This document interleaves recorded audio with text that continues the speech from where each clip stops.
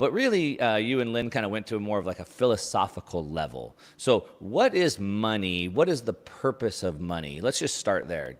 Jeff, go ahead. What is the purpose of money? It's to settle transactions. So, in a specialized economy, because I'm not growing my own food and making my own clothes, we have to have some means of exchanging. And if it's not barter, then it has to be some other form. And so, money essentially is the substitute for barter.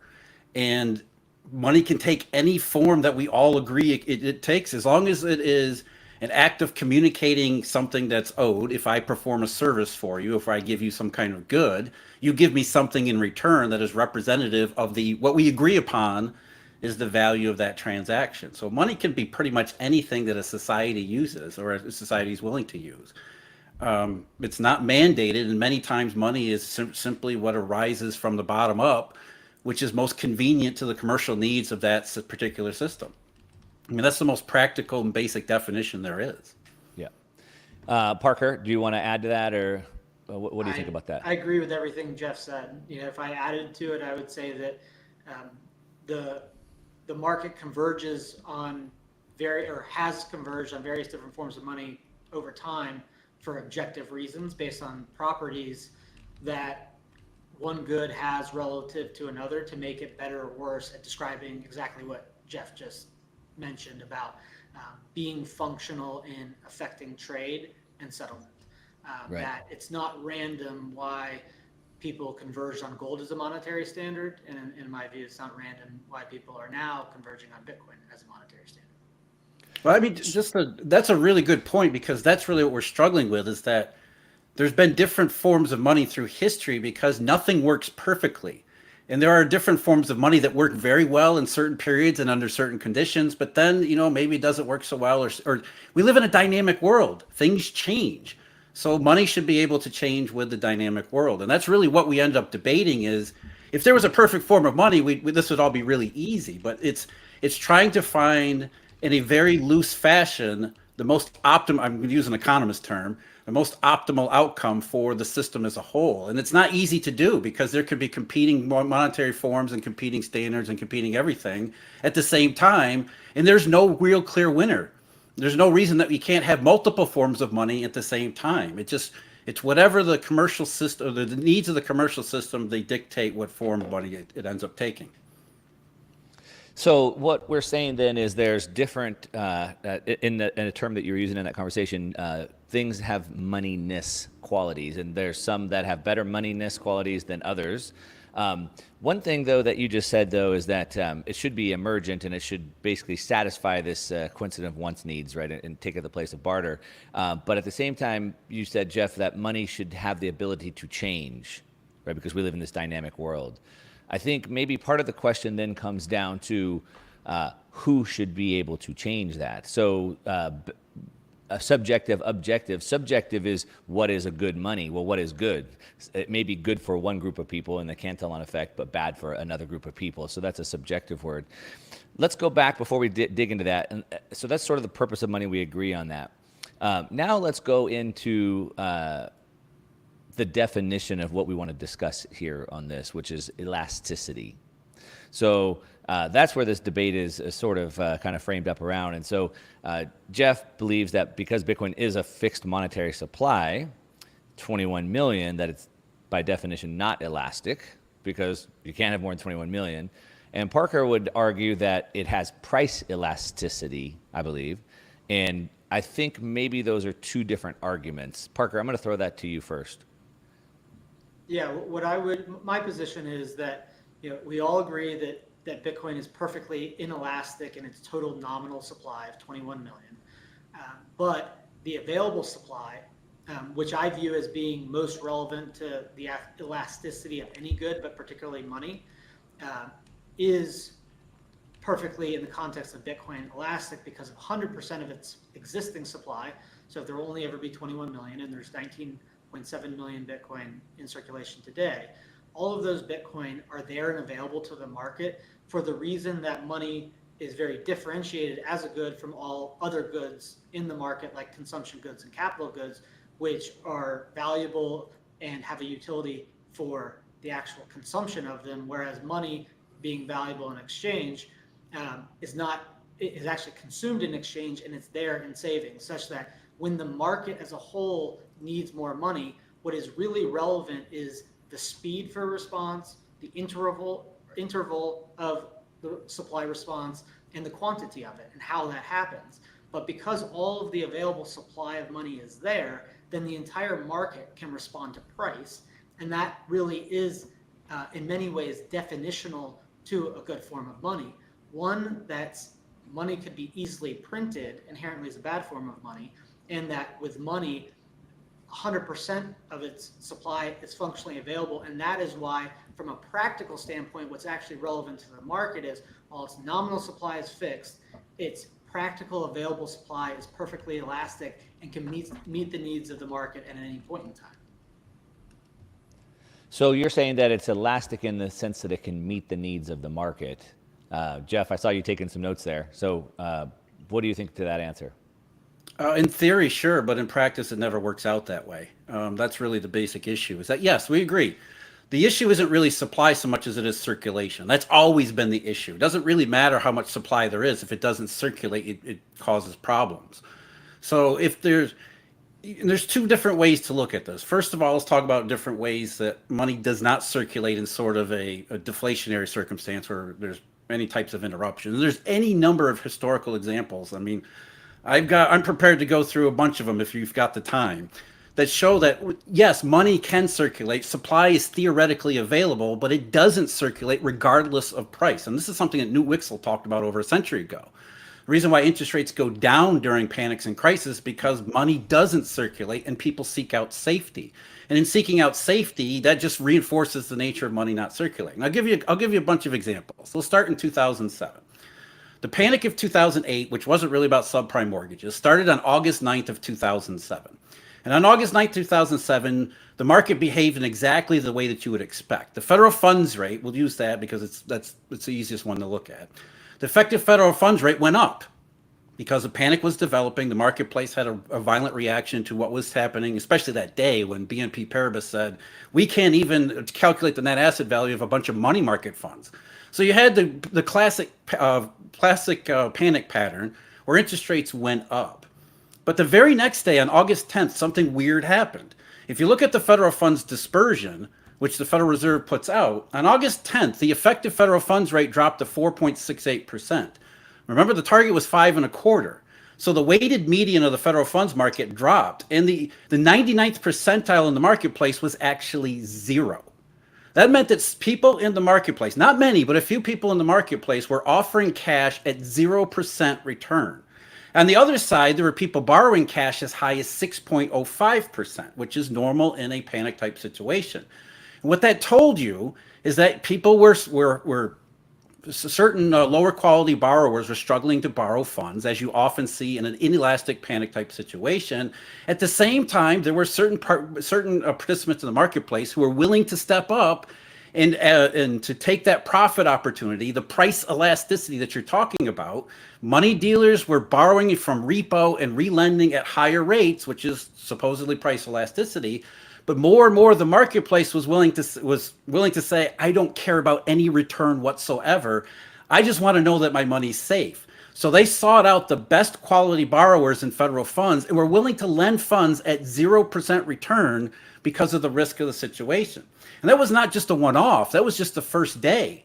If you look at the history and trajectory of the federal funds market as a whole during that crisis period, the federal funds effective rate was lower than the target through the vast majority of trading sessions. And it oftentimes got really low because in a panic or in a crisis period, price is not elasticity. There's a concept called backwards elasticity, which means as the price of something like money goes up, it actually causes more people to pull out of the marketplace because they look at that price as a signal.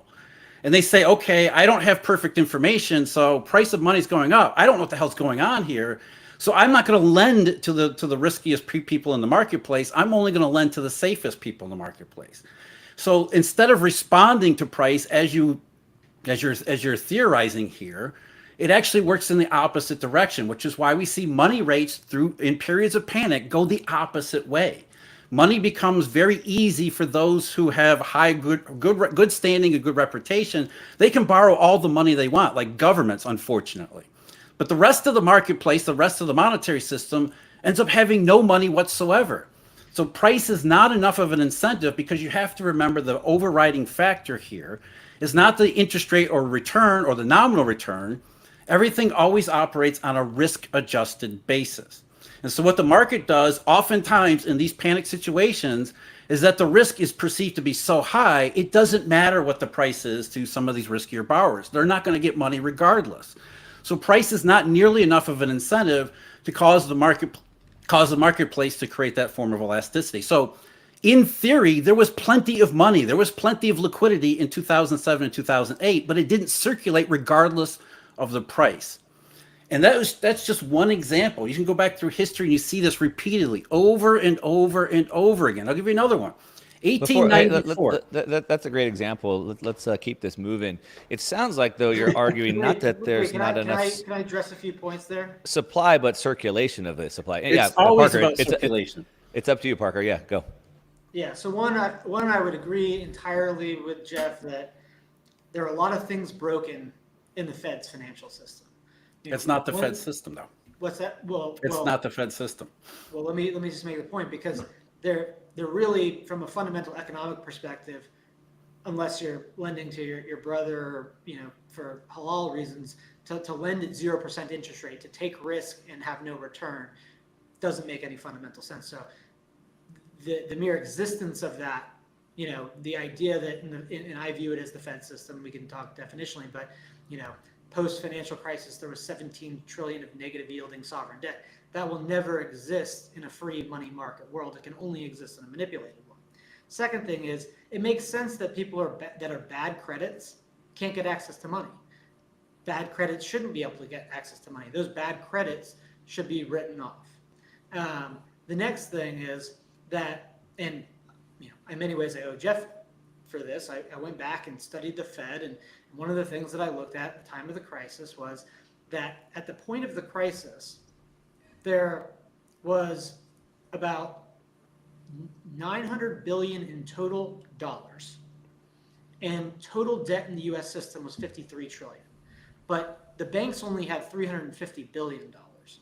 So if you think about credit system and banking liabilities to actually the number of dollars, the system as a whole was leveraged over 150 to 1. What do you mean by dollars? You have to define that, because I don't believe those are accurate terms. I'm talking about Fed reporting total reserves, and then the Fed H. You're talking about physical currency? Fed H for the banks, the 350 billion is the Fed H8 report for cash assets, all commercial banks. Yeah, so ledger money. So I just want to say that, but that degree of leverage that existed and all the chaos that was ensuing could only exist in a world where the Fed had printed money over the course of 40 years to prevent business cycles. My view, I can elaborate. But as it comes to Bitcoin, that in practice, when each time in a cycle, when we see price rise, supply responds. So in 2017, in Bitcoin, in reality, for Bitcoin fixed supply, the price of Bitcoin increased by 10 to 15 times, and 20% of the supply became available and shifted hands from long-term savers to new hands. Earlier this year, the price of Bitcoin nearly doubled. 5% of the supply of long-term holding became new and unlocked and transferred to new people. As the price, as demand increased and as price increased, nearly 1 million Bitcoin, 1 in 5, shifted. So that is actually a price system and money working and demonstrating. How is that even relevant to this conversation? Bitcoin isn't used as money in transactional purposes. We're talking about, it's price sensitive in its own use case. I mean, that doesn't really prove anything. We're talking about Bitcoin being elastic to increases in demand and increases in price, and it is. So it's a different discussion to argue whether or not Bitcoin is money. I'm saying that the supply of Bitcoin, which is perfectly inelastic, is also perfectly elastic when it comes to what's available to the market, and the market of existing holders did respond to an increase in price when Bitcoin was rising. People did sell it and transfer just this year 1 million Bitcoin for a doubling of the price, and in 2017 nearly 20% transfer. So that is just a practical live example of an asset that's worth over $1 trillion is responding in an elastic way to increases in demand and increase in price. Every asset does that. I mean, that doesn't make it special. And that's certainly not a relevant case to what we're actually talking about here. Well, can you clarify what Yeah, I mean, Jeff, the examples you gave about the 2008 crisis, and then you went down into talking about how even at a 0% rate, some people couldn't borrow, then some people were suffering from higher rates. And so it limited some people, to the point that you made, some people got free money and some people couldn't get money at any price. But that seemed to be more of a symptom of their credit, which Parker made the case that, well, those people with bad credit shouldn't. So it sounds like you're making No, a and I statement see that again. I agree with that. That's, there should be an element of discipline in all this. But when you have these illiquid markets, it's not just strictly the bad credit, quote unquote, that don't get money. It's everybody. And this is, again, the historical example that we see repeatedly throughout history, is that the good get thrown out with the bad in any type of in any panic in an inelastic system, which is the entire reason we don't have an inelastic system, because when the push comes to shove, it does not respond to price. And even the good credits end up getting deprived of what they should, liquidity that they should have. Just they get treated the same way as bad, because everybody simply pulls back they don't respond to price. They don't respond to any positive signals from wherever they're supposed to be coming from, and instead limit their focus to just survival. This type of hoarding activity is, again, it's something you see in every single panic throughout history. So while I agree with you that when we go through these shakeups, that we should have allowed, and we should continue to allow, firms that do stupid things, they should go out of business and be eliminated. That's what free market capitalism is supposed to be. There's a double-edged sword. There's supposed to be discipline and downside.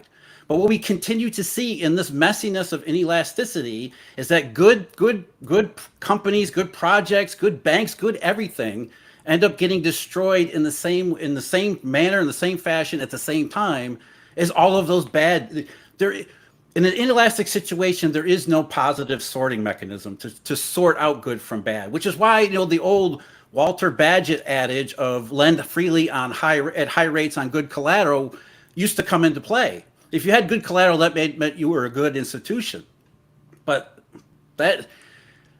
what I'm saying is that in these types of situations, it's not just a simple, easy matter of let's eliminate the bad ones and let the market price the bad ones from the good ones. What I'm saying is repeatedly that you can't tell the difference, and the good ones end up suffering just as much as the bad ones, which is why it creates the most widespread and devastating economic consequences, which is what we're really trying to avoid here. Yeah, I would disagree. I'd also use an example in the Bitcoin world. Perfectly inelastic supply. In 2022, when there was a crash in the price of Bitcoin, the bad actors actually got flushed out. There was no bailouts. FTX went out of business, Celsius went out of business, and BlockFi went out of business. The good ones that weren't insolvent, that had planned for volatility, the Rivers, the Unchains, the market resolved that, because in that world, certain entities had lent out Bitcoin and they didn't have it when their depositors came, and the free market dealt with it. What it does is it removes moral hazard and it removes bailouts. So in a theoretical world where you have a central bank that can create money out of thin air, the bad actors that have created a credit bubble that is unsustainable, they in practice do get bailed out. And then that is actually what makes it difficult to tell the good from the bad. And so in a world where you have a perfectly inelastic nominal supply, you naturally, by pure market forces, take out the bad side and take the consequence of volatility for the benefit of the health of the overall market as a whole. If it's that easy, then why hasn't this happened before? And by the way, again, I don't see the relevance of Bitcoin's history here.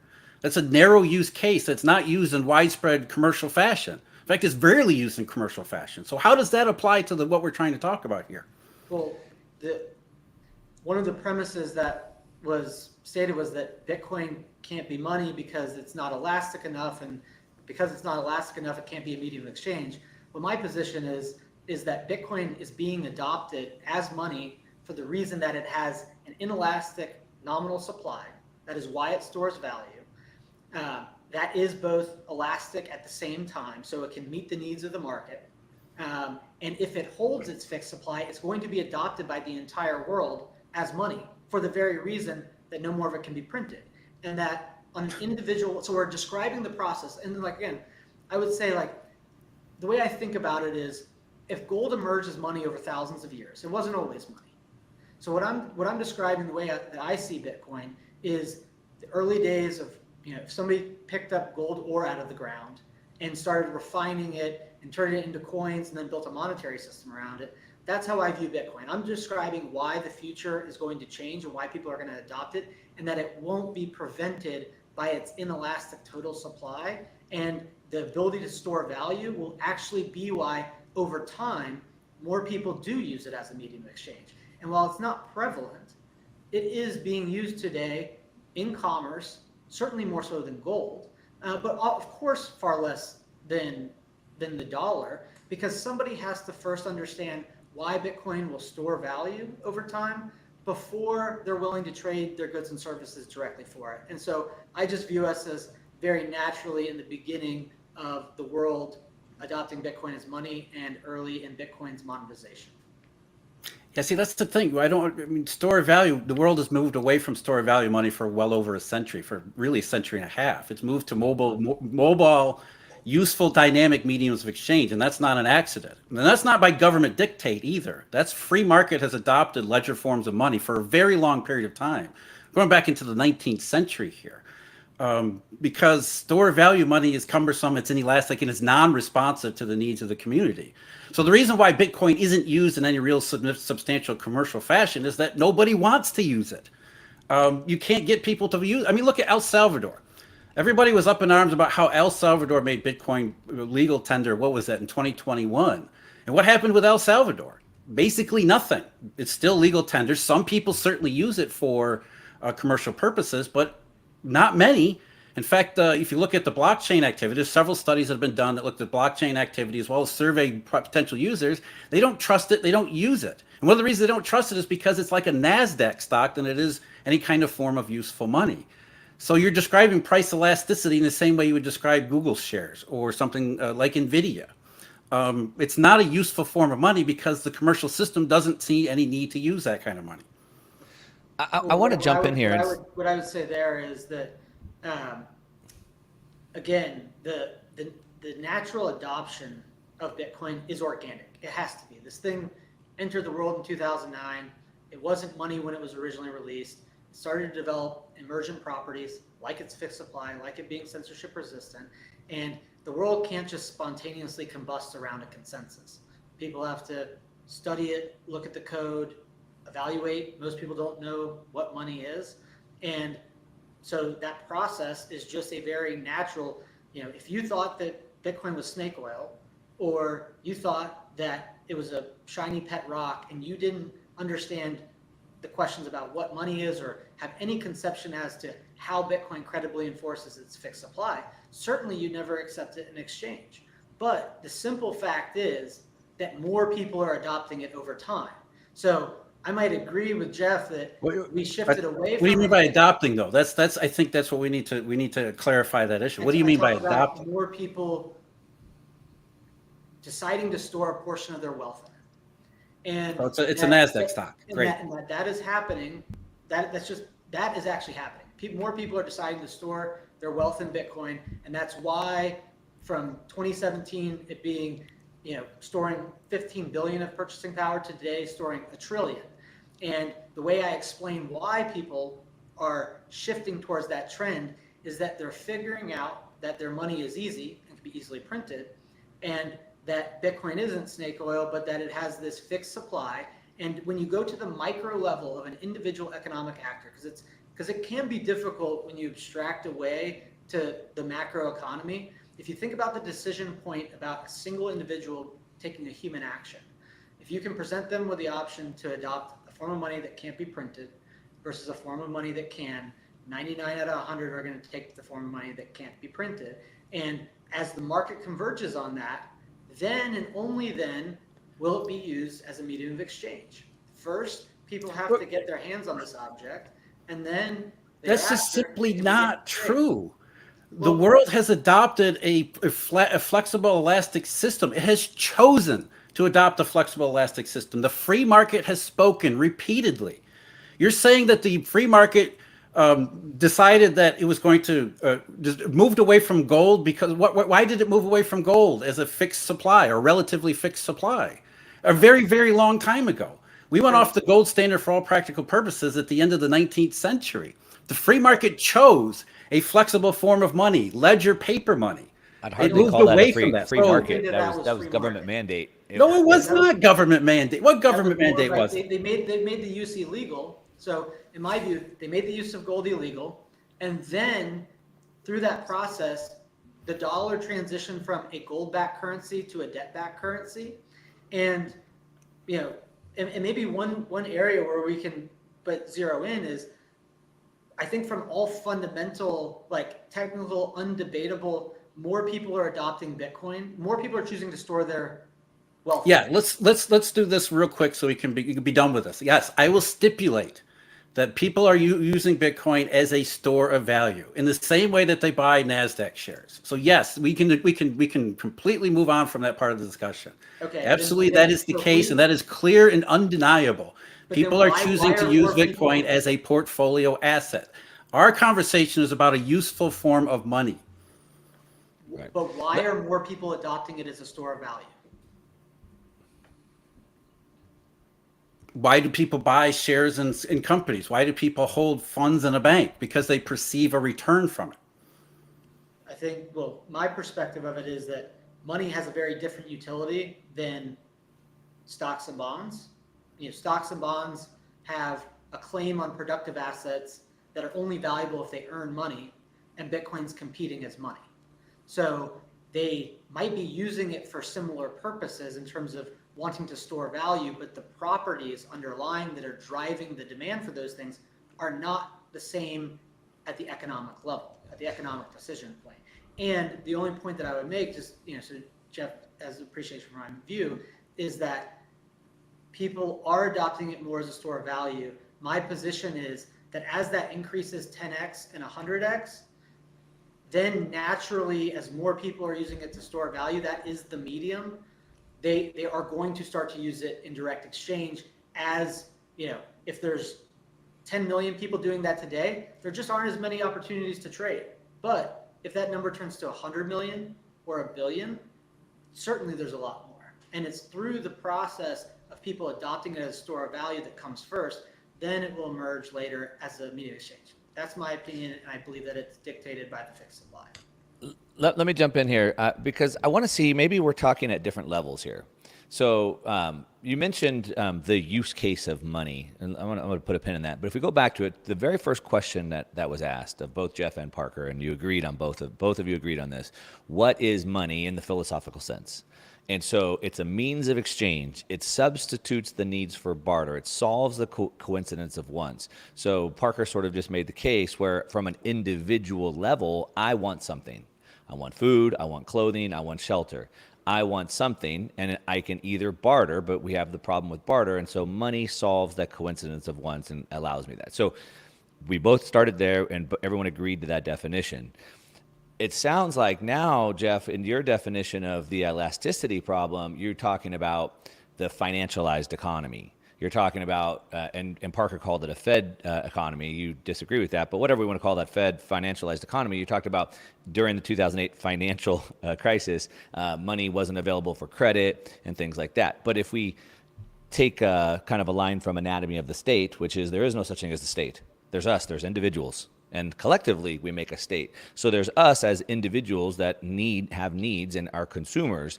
Collectively, then sure, there's commerce and there's businesses there. But from an individual level, we just need a money. So then it goes back to the question, of what is the purpose of money. So if money is not a good, it's not a house, it's not food that needs to expand with the population.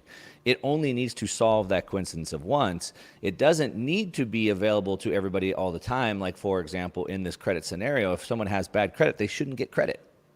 The market should dictate that. So it sounds like, Jeff, you're sort of coming at it from this commercial banking, Fed, financialized economy, and Parker, you're coming at it more from an individual coincidence of wants, needs problem.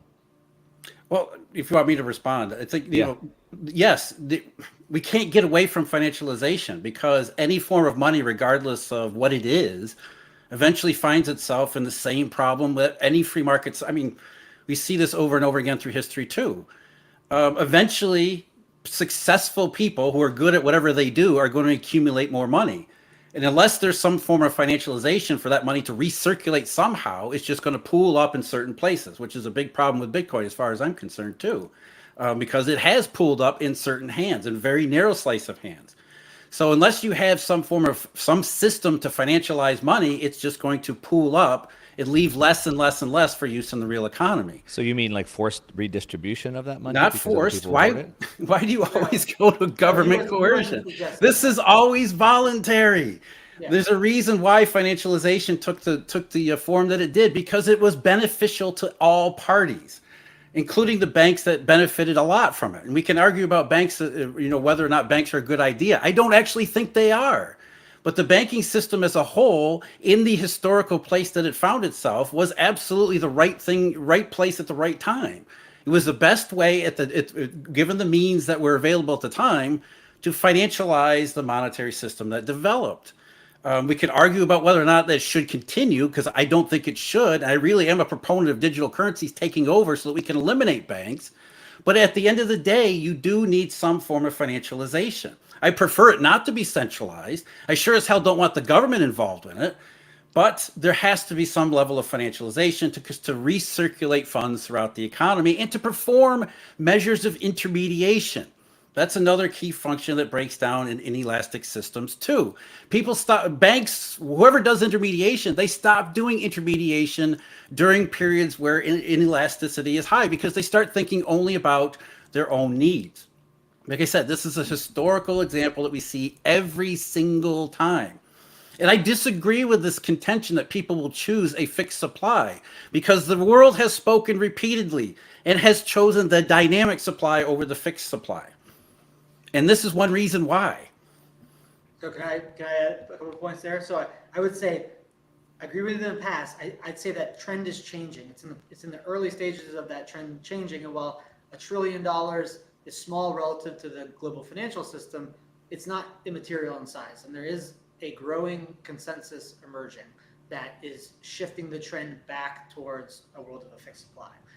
Jeff mentioned something about basically the consolidation or concentration, kind of with a world that has, and I don't believe he wasn't suggesting distribute it by force. He was just saying, in his view, one of the problems of a fixed supply system is that it can consolidate and there's not a mechanism. My view of it, and one of the examples that I use is like Bitcoin is constantly decentralizing, and that applies to the ownership of the currency. Now, there are still large holders, and there are still large holders that can singularly influence its price. The United States government's one of them. The German government used to be one of them. Michael Saylor's another. But if you think about just how this system has evolved, at the beginning, it was Satoshi Nakamoto and Hal Finney, and the two of them had all of the currency. And then 10x the number of people joined, and then 100. And when you think about the concept of the nominal supply being capped, and if we go from 10 million people holding it to 100 million, by definition, each person on average has to hold less. Now, that does not mean that some large holders can't exist, but as a function of the market expanding, over time that becomes less and less true as more people value it. Only if those holders actually sell the coins. Agree. Now, it might be the price has to rise. So you run into the oligarchical situation that the Russians did at the end of communism, where it preferences those who are early adopters. Yeah, but the legacy system also has its ills. It's massively concentrated, right? Like in my view, Absolutely. I mean, again, you get no argument from me, but I'm not arguing that the current system is, I mean, I believe it's not even that defensible. What we're really arguing about is what should replace it. Yeah, So and one thing, but one other point I want to make is that when I think about this problem of, any perceived inelasticity in times of fear or market crisis, there's two things. I imagine a world that has a perfectly fixed nominal supply of 21 million, which is all available, and recognize that if the world shifted to that as a standard, if we entertain the theoretical world, that there's 8 billion people that all have to consume things in their daily lives, including the people that hold the currency that they don't have. If somebody is a telecom professional, they need energy, they need food. So there is a natural requirement to spend money because in a fixed supply system, while people can have higher time preference and lower time preference, everyone has a positive time preference because they actually have to survive. And that function and that, kind of unavoidable consequence of the need to trade dictates that money moves. It just has to adjust to a price that induces people to spend. And that is what we have seen historically in Bitcoin. no, see, that's the thing. In Bitcoin, yeah, but historically, it's the opposite. People gravitate toward money that is not fixed because it's dynamic, because it flows for various reasons. It needs financialization and intermediation for it to happen. It doesn't just emerge that everybody has to spend money because they have to spend money. That's part of it. There are certain levels of commercial need, but any type of situation where there's a downside or setback, people tend to hoard rather than spend, and that creates all sorts of issues, which is what we're really trying to avoid here. And listen, I agree with almost everything where you're coming from, especially from what it is that's attractive about Bitcoin. I share those. My reservations are about whether or not it's a useful enough form of medium, because the world demands a dynamic medium and has demanded a dynamic medium for a very long period of time. The free market has adopted this form of money. You keep saying that people would prefer a fixed nominal supply when the exact opposite is true. The commercial system has moved away from store value money. The Eurodollar and the US dollar, which is really the Eurodollar, is the worst form of store value money there is. And yet it is the one that is used all over the world. The world has chosen to use this form of system regardless of its store value properties. It doesn't even have store value properties. So you can't keep saying that people want to choose a fixed form of money when the entire history of the last century and a half shows the exact opposite. And so what I'm saying is maybe you should look at that adoption and that trend and that evolution and think, well, how can we maybe become the next stage in that evolution that solves the problems that the world actually has? The world does not have a store value problem. So I would say that the comment that it doesn't store value, I would say objectively, Bitcoin has been an exceptional store of value. Again, I agree with you, except for the volatility. It's been volatile, but it has been an exceptional store of value. I personally am not somebody who is opposed to commercial banks.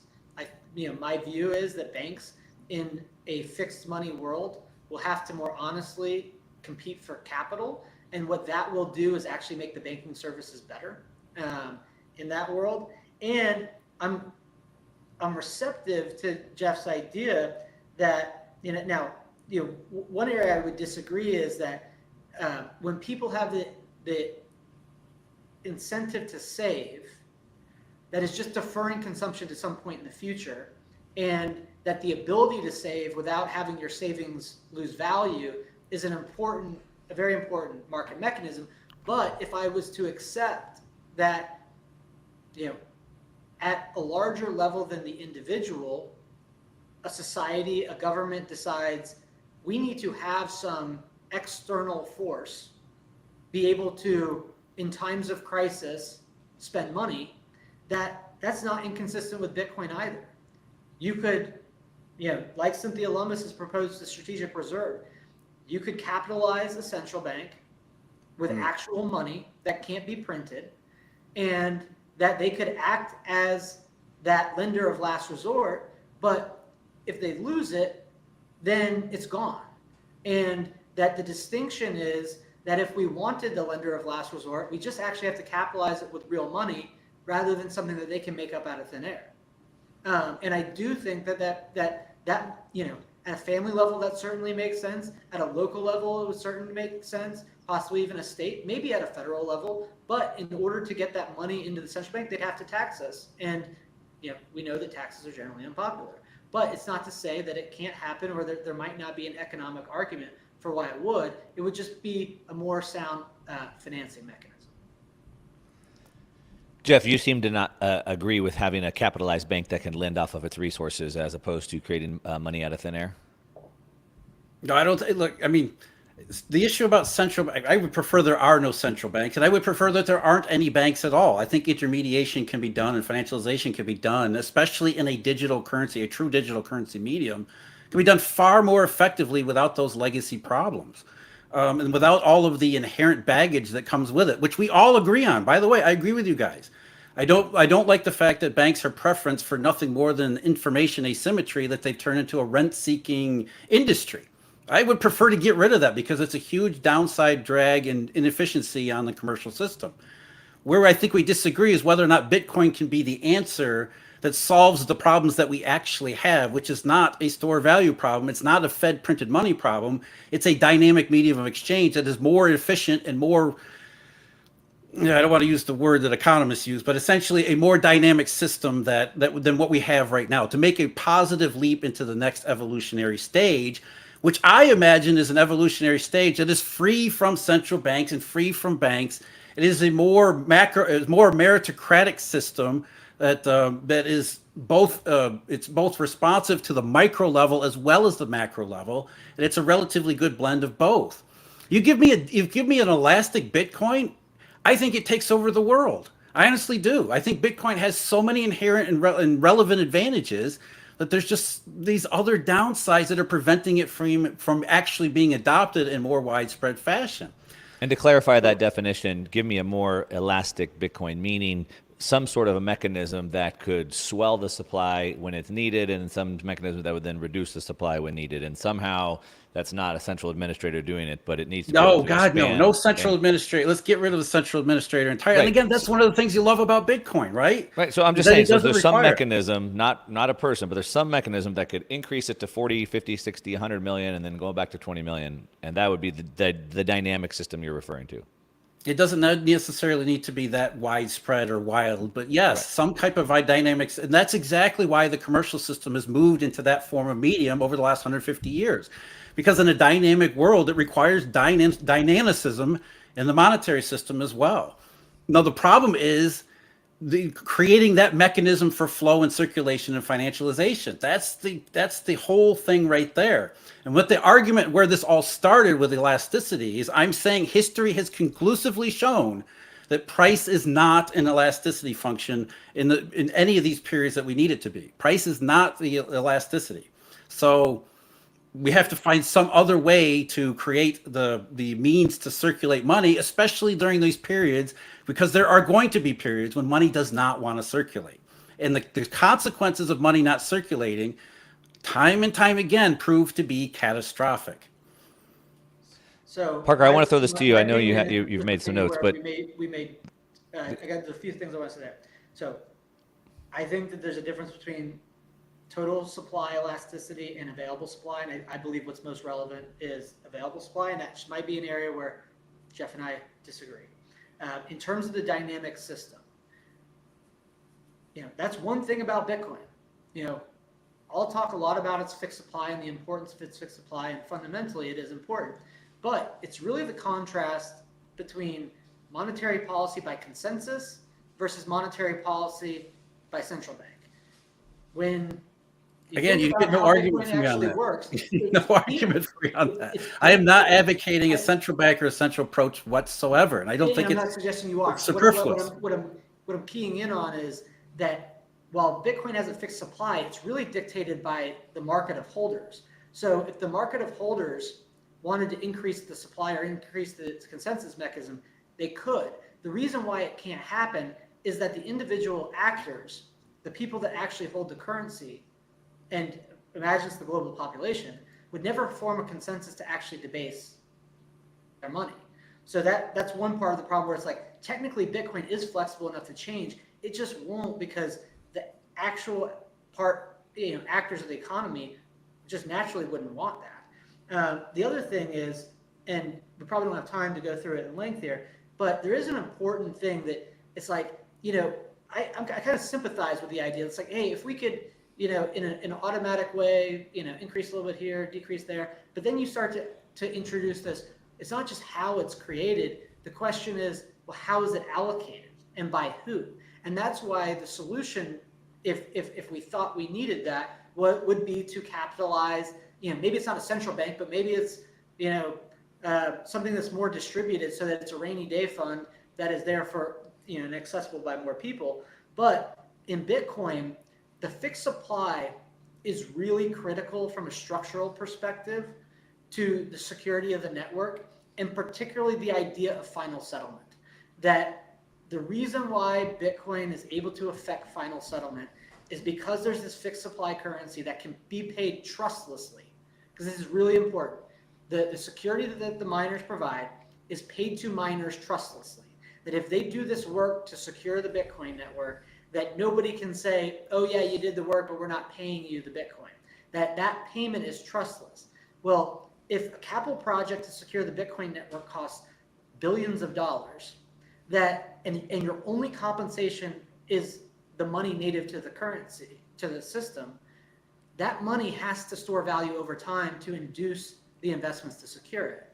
And so the fixed supply is actually critical to the security of the overall settlement, which is really critical to Bitcoin, this decentralized autonomous system, to be able to affect final settlement.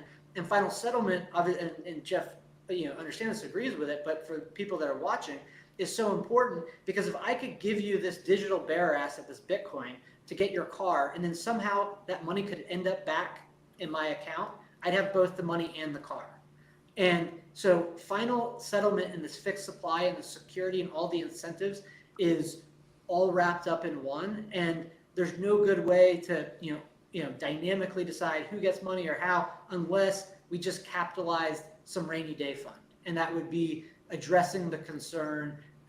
Now the mechanism, again, that it gets distributed probably can't be 12 central bankers in Washington, D.C., but, communities find ways to have rainy day funds and spend those. Well, I mean, you have decentralized intermediation all the time. It doesn't need to be formalized in some kind of government agency. It can just be an ad hoc process, like it has been throughout history.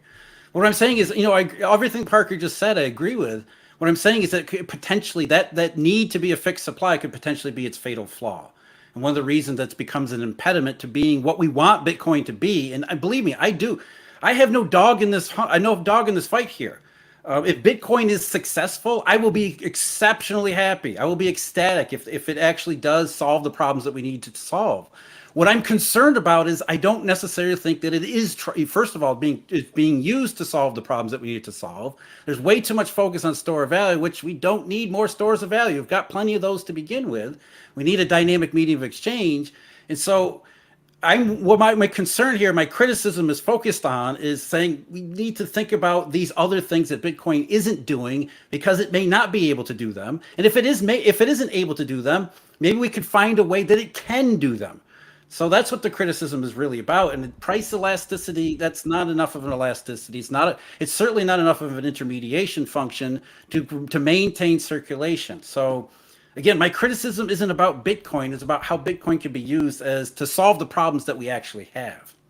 Yeah, All let right. me Was say that we got to wrap this up, Jeff? Is that your Can I just closing make argument? one 30-second point? It'll have to be, Mark. Okay, Parker, go ahead. 30-second point. So I hear your point. I think that really Bitcoin isn't being used today as a medium of exchange because it's particularly volatile. That for that reason, rather than the elasticity. Naturally, we need more holders of the currency to be able to facilitate more exchange. At a technical level, it's an exceptional medium of exchange. I know we're still very early, but you can buy things in Bitcoin. I buy my beef in Austin for Bitcoin. The transactions cost less than a penny. I pay my doctor. It's going to be a very organic process that as more people adopt it, there's more possibilities for trade. And so I believe all of that Jeff wants and reasonably recognize. I disagree that we don't have a problem with a form of money that can store value. I think Bitcoin solves that, but I accept and agree that it can't just be that. And my vision of the future is that as more people hold Bitcoin, Bitcoin from a technological perspective is perfectly good at facilitating instant transactions, and more people are doing it. That's what I'm working on right now as a business. Yeah, Parker's helping people get paid in Bitcoin. He's actually processing transactions, so he sees the numbers and he sees the trend. Zaprite is the name of Parker's company if you want to get paid in Bitcoin. I'm just going to close it out with 1 minute of just kind of my thoughts on this final take. A couple things. One is that both of you talked about this emergent process of money, and gold kind of had the best moneyness qualities, and that was what the market chose. Then we went into this fiat system. Jeff, you don't agree that the government sort of imposed it. That's up for debate, I suppose. But you've referenced, they made gold illegal, so it's not. Anyway, just my final thoughts on this. But the one thing I'd say is we kind of keep going back to the market chose this, the market needs this, the Eurodollar worked really well. And I would just say that when we look back through history, we see technology changes things. And so, candles were light for 5,000 years too, but then there was a better form of light. And so we didn't have this technology, so the world has made do with what we had. And maybe this technology can work. Jeff, to your point, you'd love to see it. Maybe it could. You'd be ecstatic if it could. You have your doubts.